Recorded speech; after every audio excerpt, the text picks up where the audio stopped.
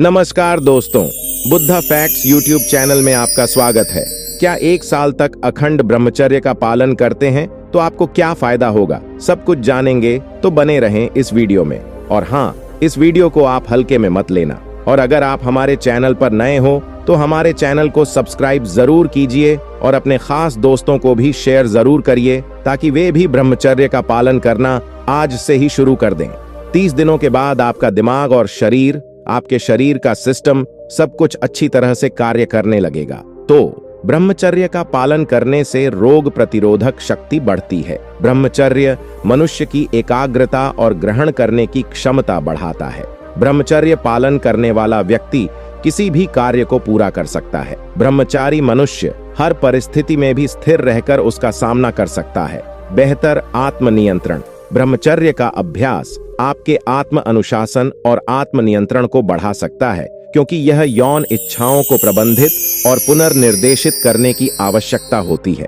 आपका ध्यान पहले से भी बेहतर लगने लगेगा। जैसे ही आप 90 दिन के चैलेंज को पूरा करते हैं तो हर दिन से आपका सारा वीर्य आपके रक्त में मिलना प्रारंभ हो जाएगा। और जैसे ही 108 दिन पूरा होता है तो आपके चेहरे पर एक अलौकिक चमक होगी जो हर इंसान के चेहरे पर नहीं होती है। यदि आप व्यायाम के साथ ब्रह्मचर्य का पालन कर रहे हो तो आपको 150 दिन पूरे होते ही आपके मसल्स और शरीर की सभी मांसपेशियां एक अलग ही प्रकार के आकार में विकसित होने लगेंगी। और जैसे ही आपके 200 दिन पूरे होते हैं आप एक मस्कुलर के जैसा दिखने लगेंगे। 250 दिन पूरे होते ही आप जो भी किताब या बुक पढ़ेंगे वह आपके दिमाग में इस तरह छप जाएगी जैसे कंप्यूटर में लिखा हुआ स्क्रिप्ट। और वीर्य के कारण आपके दिमाग का जो पार्ट डैमेज हुआ है उन सारे सिस्टम की रिकवरी होगी और सभी पार्ट अलग अलग तरीके से काम करने लगेंगे। और हाँ, बिल्कुल वैसे काम करने लगेंगे जैसा कि एक आम इंसान का दिमाग नहीं करता है। आप वह हर चीजें कर पाएंगे तो आप सोच भी नहीं सकते हो। और सपनों की बात करें तो दोस्तों, 90 दिन में ही आप अपने सारे सपनों को पूरा करने में सक्षम हो जाएंगे। लेकिन 300 दिन बाद आप जैसा सोचेंगे बिल्कुल वैसा कर पाएंगे। आपके लिए कोई भी कार्य करना चुटकियों का खेल हो जाएगा। आपके दिमाग का वह हिस्सा आपको हर कार्य करने में सक्षम बनाता है, वह इतना पावरफुल हो जाएगा आपके दिमाग में काम वासना के सभी प्रकार के गंदे विचार आना हमेशा के लिए बंद हो जाएंगे। कई विद्वानों के अनुसार 90 दिन के बाद ही काम वासना के विचारों का आना बंद हो जाता है, लेकिन 300 दिन बाद काम वासना के हर प्रकार के विचार और स्वप्न दोष आना पूर्ण रूप से बंद और जड़ से खत्म हो जाएगा। और अब बारी आती है 1 साल के बाद। आपका सर्वांगीण विकास होना शुरू हो जाएगा और आपके दिमाग का प्रीफ्रंटल कॉर्टेक्स विकसित होना शुरू हो जाएगा। यह आपके दिमाग का एक हिस्सा है और इसका विकास होना अति आवश्यक है। ऐसा कहा जाता है कि यह ब्रह्मचारी को छोड़कर किसी भी इंसान का विकसित नहीं होता है। और अगर किसी व्यक्ति का विकसित हो भी गया तो वह इंसान ब्रह्मचारी होता है। आइए जानते हैं कि प्रीफ्रंटल कॉर्टेक्स क्या होता है और इसका विकास कैसे करें। प्रीफ्रंटल कॉर्टेक्स आपके मस्तिष्क का एक महत्वपूर्ण हिस्सा है। यह ललाट टोभ के सामने होता है तो माथे के ठीक पीछे होता है। यह आपके व्यवहार और योजना बनाने की क्षमता को प्रभावित करता है। प्रीफ्रंटल कॉर्टेक्स मस्तिष्क के कई अन्य भागों से जुड़ा होता है और सूचना भेजने और प्राप्त करने में सक्षम होता है। प्रीफ्रंटल कॉर्टेक्स को इन 2 भागों में विभाजित किया है। एक औसत दर्जे का पीएफसी एमपीएफसी, यह आत्म प्रतिबिंब, स्मृति और भावनात्मक प्रसंस्करण में शामिल है।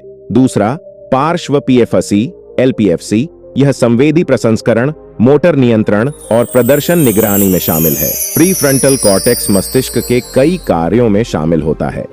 सबसे महत्वपूर्ण में से एक कार्यकारी कार्य है स्वयं को विनियमित करने और आगे की योजना बनाने की क्षमता प्रदान करता है।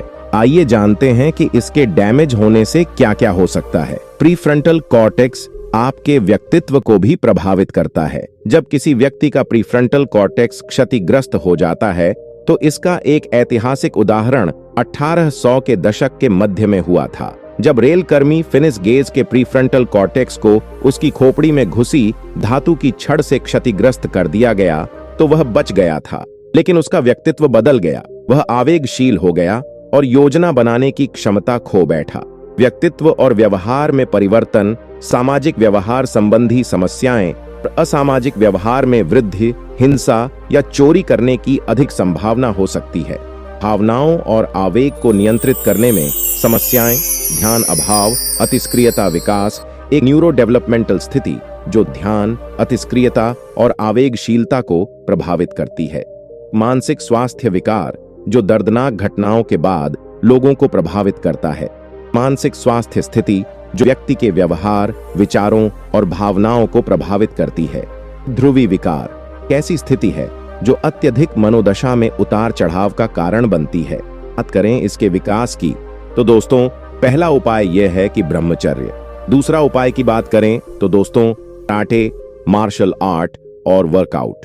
तीसरा उपाय यह है कि ध्यान और योग, प्राणायाम तथा व्यायाम है। दोस्तों, आपको जानकर हैरानी होगी कि ब्रह्मचर्य के कुछ ऐसे फायदे भी हैं जिन्हें कोई इंसान शब्दों में व्यक्त नहीं कर सकता है। आपको ब्रह्मचर्य की यात्रा के दौरान ऐसे ऐसे अनुभव होंगे जिन्हें आप शब्दों में भी बयान नहीं कर सकते। ब्रह्मचर्य की अद्भुत शक्ति को कभी भी शब्दों में बताया ही नहीं जा सकता है।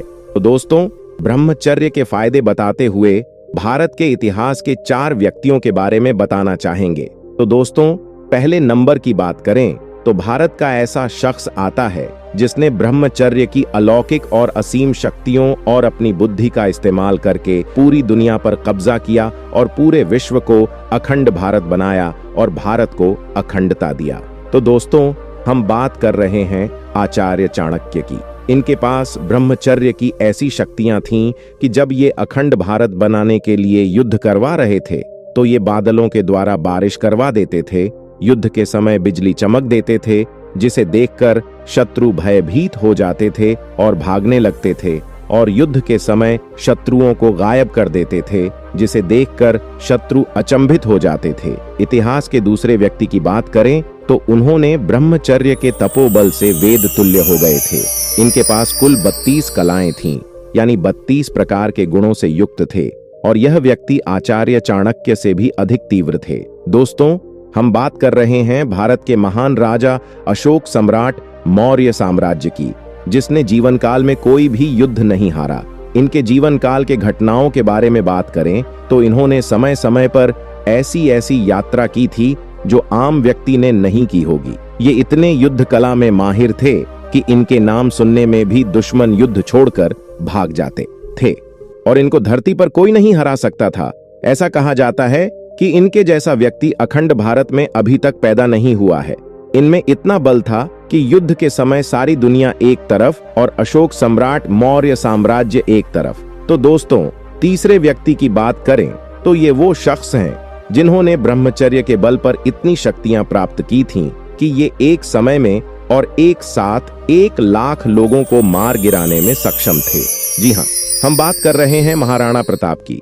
इनसे अकबर इतना डरता था कि वह युद्ध के समय स्वयं युद्ध करने नहीं आया था और अपनी सेना को भेजा। महाराणा प्रताप 65 किलो का भाला चलाने में सक्षम थे। इनकी वीरता की बात करें तो इनकी वीरता अतुलनीय है। इतिहास के चौथे व्यक्ति की बात करें तो ये स्वयं राजा के बेटे थे।